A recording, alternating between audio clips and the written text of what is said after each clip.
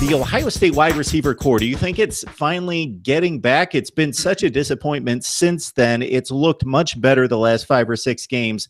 Johnny Dixon, Paris Campbell on down the line, getting more like 5 or 6 guys into the mix. But your thoughts about the wide receiver play, because I think that's been one of the big letdowns in this team not grabbing a win in some of these huge games. I agree. I think that what we found was they struggled with route running. They struggled with getting separation from defensive backs. They struggled with catching the football the last couple of years, probably last year more than any because it was such a young group. They played Curtis Samuel at what they call the H receiver position, the Percy Harvin position in this Urban Meyer offense, the third wide receiver basically. And he had just a humongous year last year. People remember he scored the winning touchdown out of the backfield against Michigan in the double overtime game, 2 versus 3. So he left after the season was over. And Noah Brown, who was the split end, he also left, and it created kind of a vacuum there for some younger guys to get a chance to play. And a lot of these guys have finally responded. Paris Campbell has been the new H.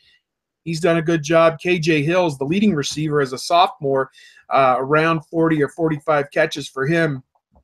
I look for him to become a star and a frontline guy next year. He's just very consistent, gets him 5 or 6 catches a game. Austin Mack is a guy who has shown some tremendous ability and made the hard-to-make type catches. Ben Victor is the big Randy Moss guy in the red zone to go up and get the touchdowns. And Johnny Dixon's been a guy who's kind of leaked out behind defenses. And Terry McLaurin got behind the defense against Wisconsin, had an 84-yard touchdown. So those 5 or 6 guys, they each have their own separate niche, their own separate role.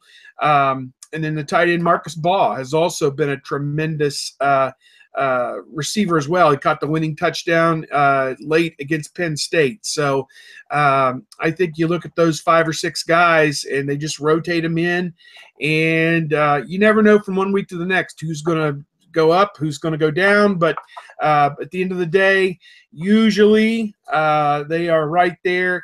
Ohio State has been a complete team. When you talk about of all these teams that were being considered, they were in the top 10 or top 15, both offensively and defensively, and nobody else, even in that top 5 or 6, can really say that. So, I think that speaks a lot to just how deep and how across the board this team really is.